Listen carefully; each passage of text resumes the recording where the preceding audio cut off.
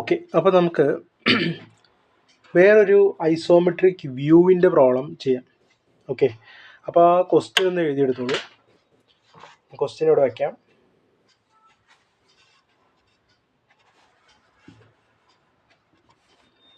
ഇതാണ് question.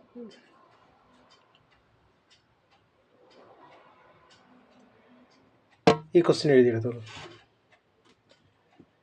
Draw the isometric view of a hexagonal prism, side of base 30 mm and height 70 mm when it lies on the ground with one of its rectangular faces touching the ground.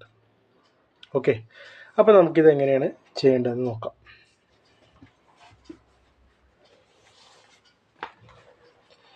അപ്പോൾ ക്വസ്റ്റ്യനിൽ പറഞ്ഞേക്കുന്നത് എന്ന് വെച്ച് കഴിഞ്ഞാൽ ഒരു hexagonal prism, ആ hexagonal prism എന്താ ചെയ്യുന്നത്, സൈസ് ബേസ് 30 mm. അപ്പോൾ നോക്കിക്കഴിഞ്ഞാൽ ഉദാഹരണത്തിന് നോക്കിക്കഴിഞ്ഞാൽ ഇതാണ് ഹെക്സഗണൽ പ്രിസം. ഇതിൻ്റെ നോക്കിക്കഴിഞ്ഞാൽ കാണാം, ഇതാണ് ഹെക്സഗണൽ പ്രിസം. ബേസ്, ഇതിൻ്റെ side 30 mm, height 70 mm. When it lies on the ground with one of its rectangular faces touching the ground എന്ന് പറഞ്ഞിരിക്കുന്നത്. അപ്പോൾ ഇതിന് എത്ര റെക്റ്റാങ്കുലർ സർഫസസ് ഉണ്ട്? ഇതൊന്ന്, ഇത് 2, ഇത് 3, 4, 5, 6 അല്ലേ? 6 സർഫസ് ഉണ്ടാവും ഇല്ലേ? കാണുന്നില്ലേ? 6 സൈഡിൽ സർഫസ് ഉണ്ടാവും, റെക്റ്റാങ്കുലർ സർഫസ് ഉണ്ടാവും.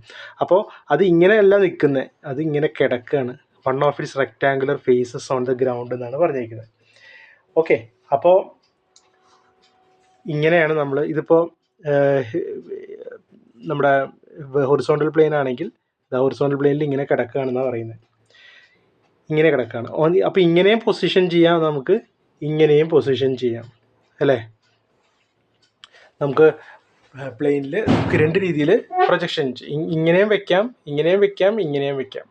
നമ്മൾ ഇങ്ങനെ വെച്ച് കഴിഞ്ഞാൽ പറയുന്ന പോലെ തന്നെ rectangular faces on the ground ആണ്. പക്ഷെ നമുക്ക് ഫ്രണ്ട് വ്യൂവിൽ ഇതിൻ്റെ ഹെക്സഗണൽ ഷേപ്പ് കിട്ടുമോ? ഇല്ല, ഫ്രണ്ട് വ്യൂവിൽ കിട്ടില്ല. അതുപോലെ ടോപ്പ് വ്യൂവിലും കിട്ടില്ല അല്ലേ? അപ്പോൾ അത് കാരണം കൊണ്ട് നമുക്ക് ഒരേ ഒരു ഓപ്ഷനേ ഉള്ളൂ, ഇങ്ങനെ വെക്കുക എന്നുള്ളത്. അപ്പോൾ ഇത് വെർട്ടിക്കൽ പ്ലെയിൻ, ഇത് ഹൊറിസോണ്ടൽ പ്ലെയിൻ. അപ്പോൾ ഇതാണ് എൻ്റെ ഇനീഷ്യൽ പൊസിഷൻ. ഓക്കെ, അപ്പോൾ ഇങ്ങനെ വെച്ചിട്ട് വേണം നമ്മളപ്പോൾ ഏത് വ്യൂവിലായിരിക്കും ഹെക്സഗണൽ ഷേപ്പ് കിട്ടുന്നത്? ഫ്രണ്ട് വ്യൂവിലായിരിക്കും ഹെക്സഗണൽ ഷേപ്പ് കിട്ടുന്നത് അല്ലേ? അപ്പോൾ നമ്മൾ ആദ്യം ഫ്രണ്ട് വ്യൂവിൽ നിന്ന് തുടങ്ങണം. ഓക്കെ, അപ്പോൾ ഫ്രണ്ട് വ്യൂവിൽ നമുക്ക് ഹെക്സഗൺ കിട്ടും, ടോപ്പ് വ്യൂവിൽ നമുക്ക് ഈ റെക്റ്റാങ്കുലർ ഫേസും ബാക്കി സൈഡൊക്കെ ഇൻക്ലൈൻഡ് ആയിട്ടുള്ളത് കിട്ടും. അപ്പോൾ അത് എങ്ങനെയാണ് വരയ്ക്കേണ്ടത് നോക്കാം.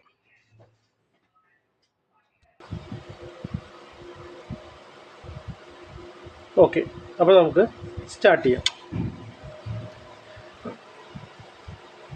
അപ്പോൾ നമ്മൾ നേരത്തെ പറഞ്ഞ പോലെ തന്നെ നമ്മൾ XY ലൈൻ വരയ്ക്കുന്നു. XY ലൈൻ വരച്ചു.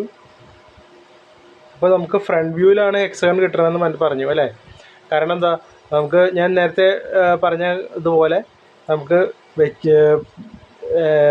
ഒബ്ജക്റ്റിനെ പ്ലേസ് ചെയ്ത് കഴിഞ്ഞാൽ നമുക്ക് ഫ്രണ്ട് വ്യൂവിലായിരിക്കും ഹെക്സഗൺ കിട്ടുന്നത്. അപ്പോൾ നമ്മൾ ആദ്യം എന്ത് ചെയ്യണമെന്ന് വെച്ച് കഴിഞ്ഞാൽ ഹെക്സഗൺ വരയ്ക്കുക. സോ തന്നേക്കുന്ന സൈസ് എത്രയാണ്? 30 mm. അപ്പോൾ 30 mm ഹെക്സഗൺ വരയ്ക്കുക.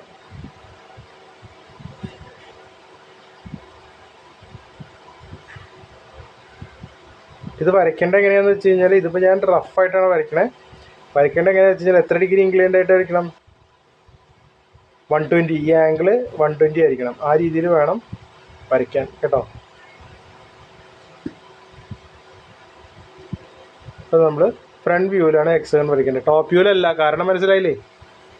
കാരണം എന്ന് വെച്ച് കഴിഞ്ഞാൽ ഈ റെക്റ്റാങ്കുലർ ഫേസസിലാണ് അത് കിടക്കുന്നത്. അപ്പോൾ അത് നമ്മൾ ശ്രദ്ധിക്കണം. അപ്പോൾ ഇതിൻ്റെ ടോപ്പ് വ്യൂ നമുക്ക് വരയ്ക്കാം. ടോപ്പ് വ്യൂ ഇങ്ങനെ വരച്ചു.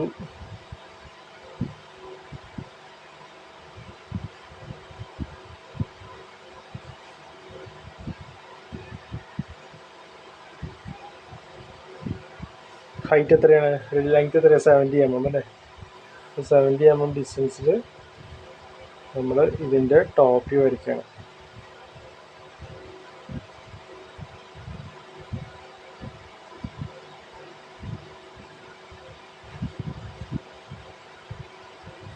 ടോപ്പ് വ്യൂ വരയ്ക്കണം. അപ്പോൾ ഇതാണ് അതിൻ്റെ ടോപ്പ് വ്യൂ.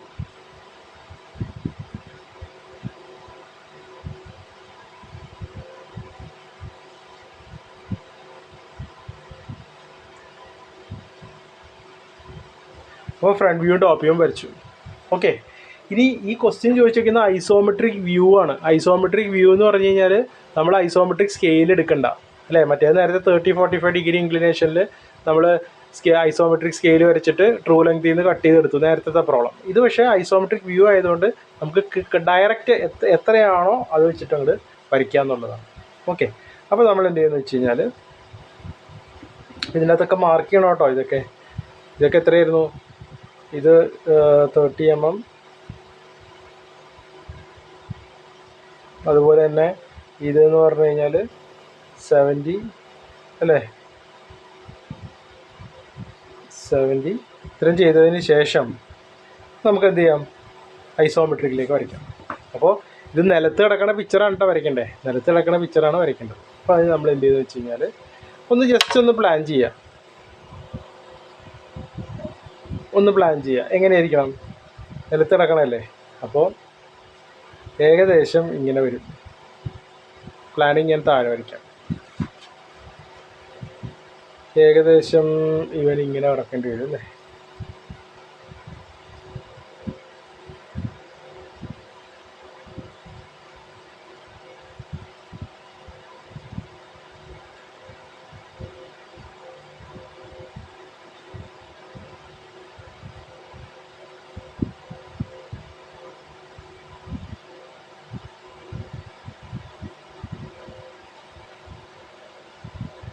അപ്പം ഇതാണ് ഏകദേശം അതിൻ്റെ പടം. ഇങ്ങനെയാണ് വരേണ്ടത്. കുത്തനെ അല്ല ഇരിക്കുന്നത് അല്ലേ, സാധാരണ കുത്തനെ പോലെയാണ് ഉണ്ടാവുക. ഇതുപോലെയാണ് വരയ്ക്കേണ്ടത്. അപ്പോൾ നമുക്ക് ഏകദേശം മനസ്സിൽ അതിന് ഐഡിയ കിട്ടി ഇങ്ങനെയാണ് വരയ്ക്കേണ്ടത് എന്നുള്ളത്. ഓക്കെ, ഇനി നമുക്ക് എങ്ങനെയാണ് ചെയ്യേണ്ടത് നോക്കാം. ആസ് പെർ റൂൾസ് എങ്ങനെയാണ് വരയ്ക്കേണ്ടതെന്ന് നോക്കാം. അപ്പോൾ ആദ്യം നമ്മൾ എന്ത് ചെയ്യും? ഒരു സ്ട്രെയിറ്റ് ലൈൻ വരച്ചു, ഒരു പോയിന്റ് സെലക്ട് ചെയ്തു,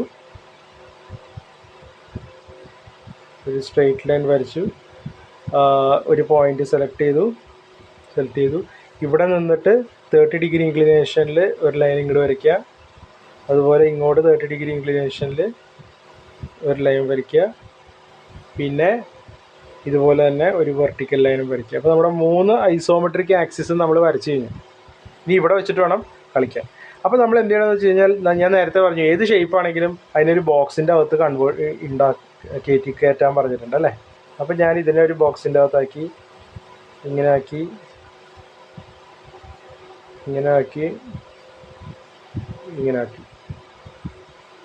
ഇനി നമ്മൾ ഈ ബോക്സിൻ്റെ ഐസോമെട്രിക് വ്യൂ ആണ് വരയ്ക്കാൻ പോണത്. ഇത് ഹെക്സഗൺ ആണെന്നുള്ള കാര്യം മറന്നേക്ക്. അപ്പോൾ നമ്മൾ എന്ത് ചെയ്യും? നമുക്ക് ആദ്യം ഒന്ന് പേര് കൊടുക്കാം അല്ലേ, ഇതിന് പേരൊന്ന് കൊടുക്കാം. അപ്പോൾ നമ്മൾ ഇതിനെ ABCDEF. അപ്പോൾ തെറ്റാൻ വഴിയില്ല. അപ്പോൾ അങ്ങനെ കൊടുത്തു കഴിഞ്ഞാലേ തെറ്റില്ല. അപ്പോൾ ഇത് A' ആണ്, ഫ്രണ്ട് വ്യൂ അല്ലേ. A', B', C', D', E', F' എന്ന് പേര് കൊടുത്തു. ഓക്കെ, അപ്പോൾ ഇതിൻ്റെ ബാക്കിലുള്ളത് ഇത് A' പുറകിൽ A1', B1', C1'. ബ്രാക്കറ്റിലിടാൻ കാരണം എന്ന് വെച്ച് കഴിഞ്ഞാൽ അതിൻ്റെ പുറകിലുള്ള കാരണം കൊണ്ട് D1', E1', F1'. അപ്പോൾ ഇതൊക്കെ പുറകിലായി. അപ്പോൾ ഇവിടെ നമ്മൾ ക്ലോസ് ആയിട്ട് നിൽക്കുന്നത്, ഇപ്പോൾ ഇവിടുന്ന് ഫ്രണ്ട് വ്യൂവിൽ നമുക്ക് ABCDEF ഒക്കെ നമുക്ക് കാണാൻ പറ്റും അല്ലേ. അപ്പോൾ ഇവിടെ ഇത് ഇത് ABCDEF.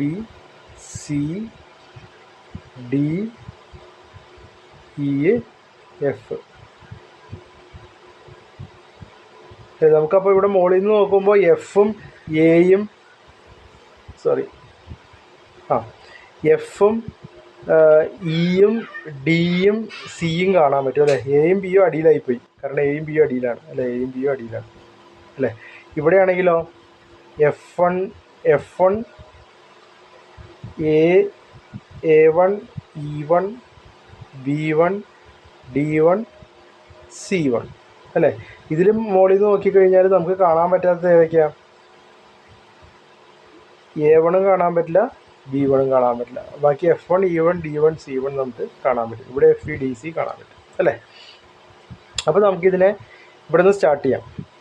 അപ്പോൾ ഈ കോർണറിൽ നിന്ന് വേണം നമ്മൾ എടുക്കാൻ പോകണം. ഈ കോർണറിൽ നിന്ന് ഈ കോർണർ നമ്മളിവിടെ എടുക്കുകയാണ്, ഈ ഫേസ് ആയിട്ട് എടുക്കുകയാണ്. ഈ കോർണറിൽ നിന്ന് ഇത്രയുള്ള ഡിസ്റ്റൻസ് എടുക്കുക. ഈ ഡിസ്റ്റൻസ് എടുത്തിട്ട് ഇവിടെ നിന്ന് ഇങ്ങനെ മാർക്ക് ചെയ്യുക. അതുപോലെ ഈ ഡിസ്റ്റൻസ് എടുത്തിട്ട് ഇവിടെ മാർക്ക് ചെയ്യുക. പറഞ്ഞു മനസ്സിലായില്ലേ?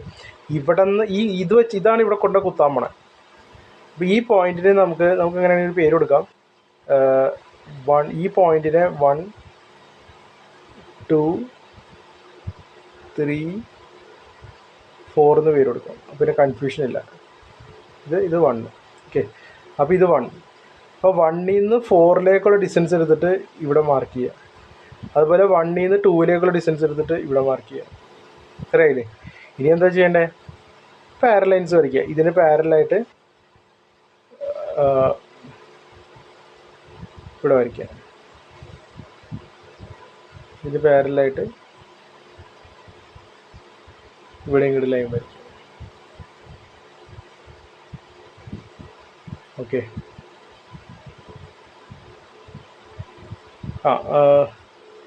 സോറി, ഇവിടെയല്ലേ നമ്മൾ വരയ്ക്കാൻ പോണേ. സോറി. അപ്പോൾ ഇവിടെ നിന്ന് ഇവിടെ ഈ 1 2 ഒരു മിനിറ്റ്. 1 4 കറക്റ്റ് തന്നെ, 1 4 കറക്റ്റ് തന്നെ. പിന്നെ ഇവിടെ നിന്ന് 2 ഇവിടെയാണ് എടുക്കേണ്ടത്. സോറി,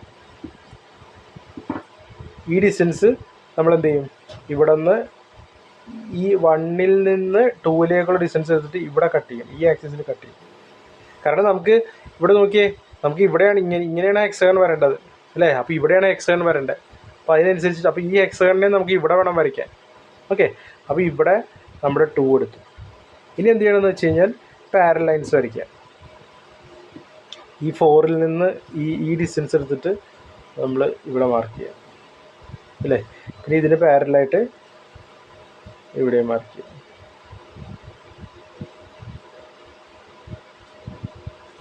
അപ്പോൾ ഈ സ്ക്വയറിനെയാണ് ഇപ്പോൾ ഞാൻ ഇവിടെ വരച്ചത്, 1 2 3 4 എന്ന് പറഞ്ഞ് വരച്ചത്, ഈ സ്ക്വയറിനെ. പിന്നെ ഇതിങ്ങനെ നീളത്തിൽ കിടക്കുകയാണ് അല്ലേ? ഇതിങ്ങനെ നീളത്തിൽ കിടക്കുക. അപ്പോൾ ഈ ഡിസ്റ്റൻസ് എന്ത് ചെയ്യണം? ഈ ഡിസ്റ്റൻസ് എടുത്തിട്ട് നമുക്ക് നീളത്തിലേക്ക് മാറിക്കണം. ഈ ഡിസ്റ്റൻസ് അപ്പോൾ 70 ആണ്. അപ്പോൾ ഇവിടെ നിന്ന് ഇവിടം വരെയുള്ള ഡിസ്റ്റൻസ് 70 ആയിട്ട് എടുക്കണം അല്ലേ? അപ്പോൾ നമ്മളിതിനെ ഇവിടെ നിന്ന് 70 ആയിട്ട് എടുക്കും. ഇനി നമുക്ക് ഈ ബോക്സ് അങ്ങോട്ട് കംപ്ലീറ്റ് ചെയ്യാം. ബോക്സ് കംപ്ലീറ്റ് ചെയ്യാൻ ഇത് നേരെ മുകളിലോട്ട് എടുക്കും. ഇതിന് പാരലായിട്ട് ഇവിടെ മാർക്ക് ചെയ്തു. ബോക്സാണ് വരച്ചോണ്ടിരിക്കണേ, കിടക്കണ ബോക്സ്. ഓക്കെ, അതുപോലെ തന്നെ ഇതിന് പാരലായിട്ട് നമ്മൾ ഇവിടെ മാർക്ക് ചെയ്തു. ഇതിന് പാരലായിട്ട്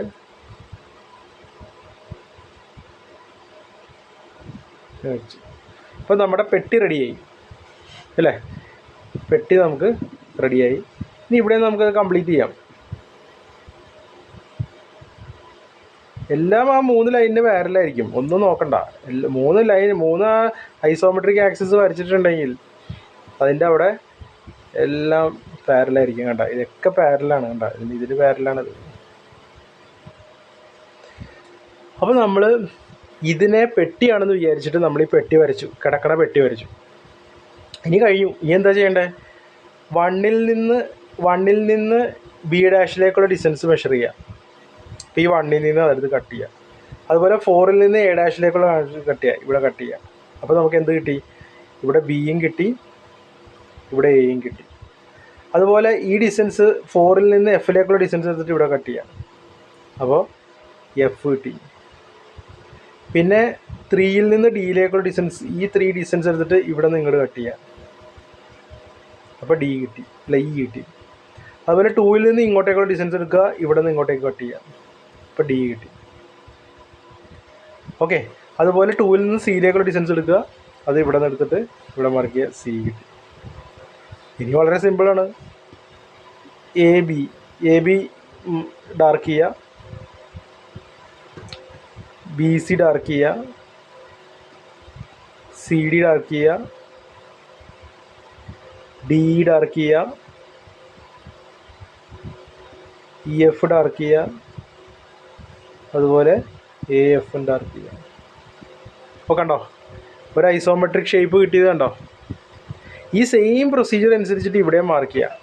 അല്ലെങ്കിൽ വേറെ എളുപ്പമുള്ള പണിയുണ്ട്. ജസ്റ്റ് പാരലൈൻസ് വരച്ചാൽ മതി. ഇത് കണ്ട, ഇതിങ്ങനെ എടുത്ത് ഇവിടെ വെച്ചിട്ട് നേരെ ഇങ്ങോട്ട് വരയ്ക്കുക. അപ്പോൾ ഈ പോയിൻ്റ് ആയിരിക്കും E1. അതുപോലെ ഈ ഇതിന് പാരലായിട്ട് ഇവിടെ വയ്ക്കുക, ഇങ്ങനെ നേരെ ഒരു ലൈൻ വരയ്ക്കുക. അപ്പോൾ ഇതായിരിക്കും D1.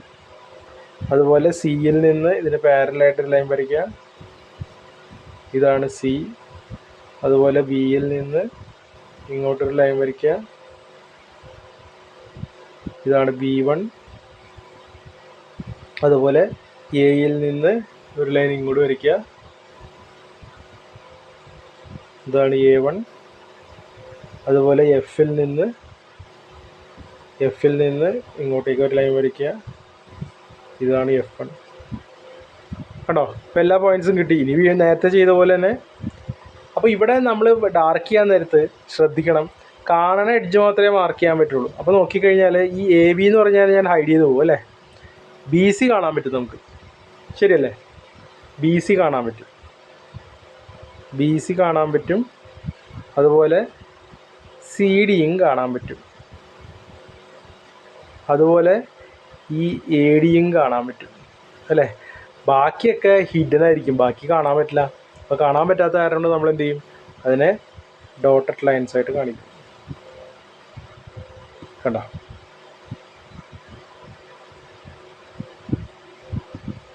അതുപോലെ ഇവിടെ ഡോട്ടഡ് ലൈൻസ്.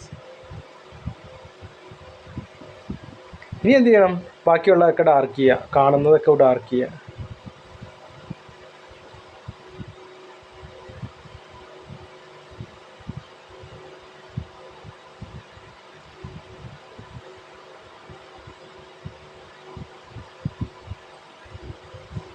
ഓക്കെ, അപ്പോൾ ഇതായിരിക്കും നമ്മുടെ ഫൈനൽ ഡ്രോയിങ്.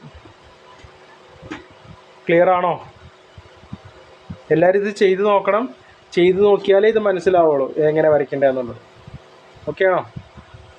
അപ്പോൾ ശ്രദ്ധിക്കുക, ഇനീഷ്യൽ പൊസിഷനിങ് എന്ന് പറഞ്ഞാൽ ഇങ്ങനെയാണ് കേട്ടോ.